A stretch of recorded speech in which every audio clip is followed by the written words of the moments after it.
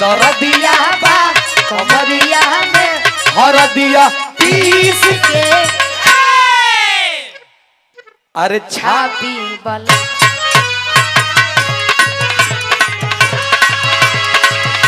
दरदिया बा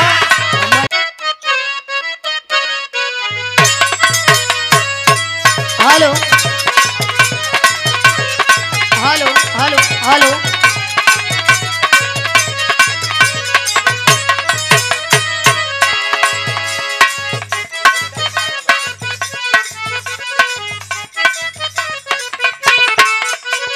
अच्छा तो बड़ा लोग कम मांग जब सबे रही से के संगे होई संगे होई संगे होई कोनो चीज का समय होला आ समय पूज जाला तो कहे के समय से पहले और भाग से कुछ मिलल बा न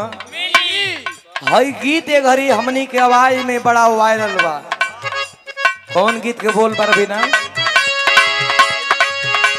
अरे भइल खाली राउर छहलका जी अरे भइल खाली राउर चहलका जी यही गलियों पर उठल बझलका जी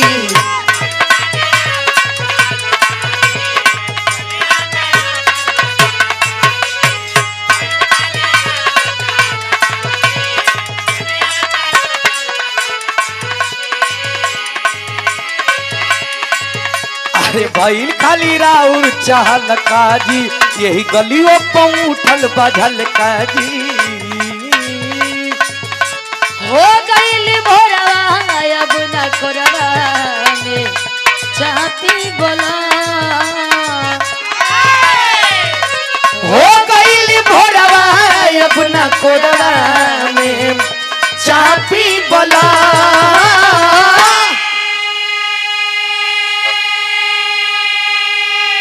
ए राजेश भैया ए अरे दरदिया बा कमरिया में फाइनल टेक आइए फाइनल टेक आइए यहाँ रिटेक करने का मौका नहीं है रील बहुत कम है अच्छा काजी ए हो अरे दरदिया बा कमरिया में अरे मजा नहीं खेवत का हो तो तनी हल्ला क के होखे अरे दरदिया बा कमरिया में दरदिया बा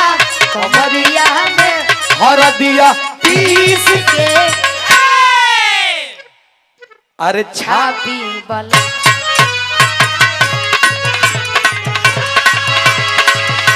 दरदिया बा कमरिया में हरदिया पीस के छाती वाला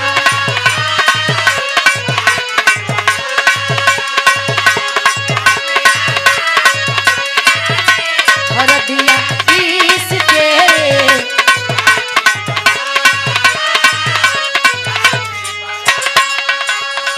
एक लाइन वो लड़की को हतिया हमके ढेर सताई जान मोहब्बत में रोवाई जान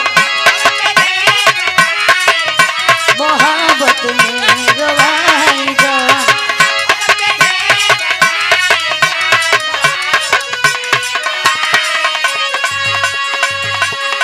बाहर जाइए बोलम करे जब से सटाई जान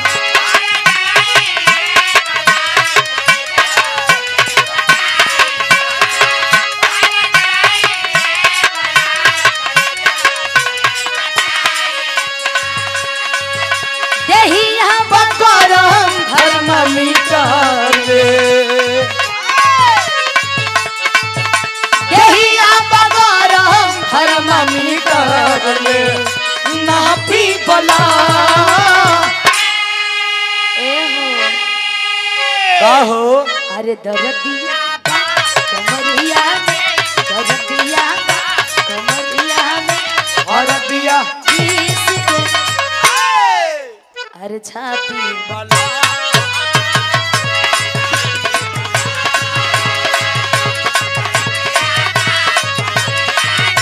हरदिया पीस के छाती वाला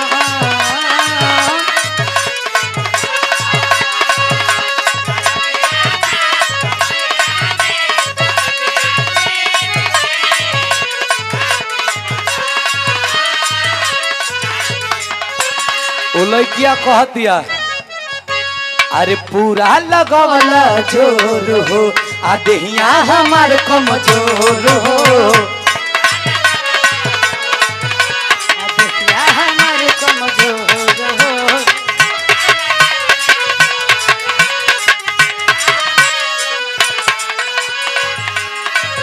अरे पूरा लगवला जोर हो देहिया हमार कमजोर हो अरे तनिको दर्द नहीं घटाता अरे तनिको दर्द नहीं घटाता अरे बहुत होता बहुत होता बहुत होता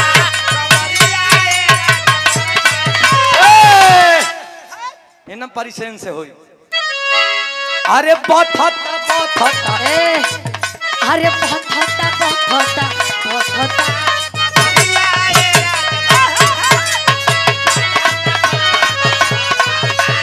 मरिया है राजा बहुत होता ए अब तनी हाई एंगल बा हाई बड़ा यहाँ तनी देख लो जा तन का स्थिति बही जाके अरे बथता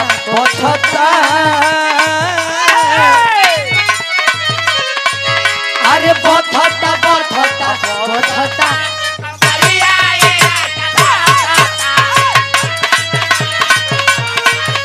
कमरिया ए राजा बिरहवे ले लास्ट नहीं खे अवरी मंचवा पर प्रोग्राम होखे वाला बा चला जा ए होमच के तूर मत द जा हाँ अरे किते ही के दौलत भागा ही द ना हो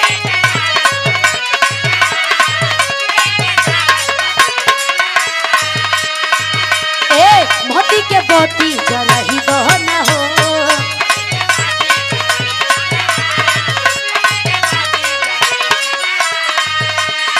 यही के दौलत भागा ही द ना हो मती के बोती जरा ही द ना हो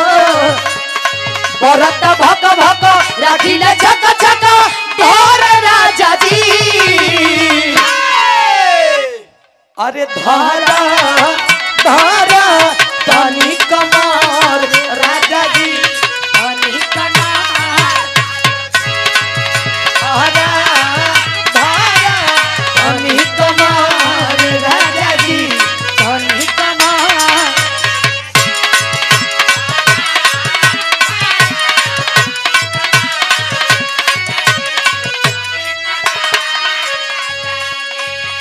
अरे चश्मा लगा के है न सम लगता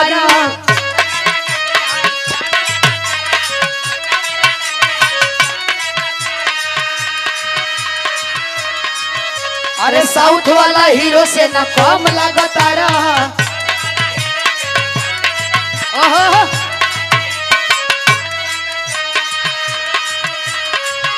अरे चश्मा लगा के है न सम लगता साउथ वाला हीरो से न कम लगता ए क्या हो अरे तोहर के दिल हम देवे करे जा तू तो बम लगता रू अच्छा तोहर के बच दिल के रहिया हम- कहीं फाट न जाए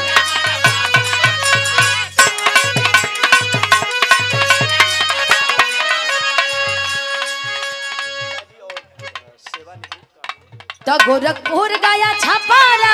और सेवानिवृत्त कानूनगो साहब पूर्व ये हमारे नैनागढ़ महोत्सव के अध्यक्ष साहब और हमारे आज के कार्यक्रम के भी अध्यक्ष हमारे सूर्यबली यादव जी के पिताजी हमारे पिताजी हैं ये हमारे विभूति यादव जी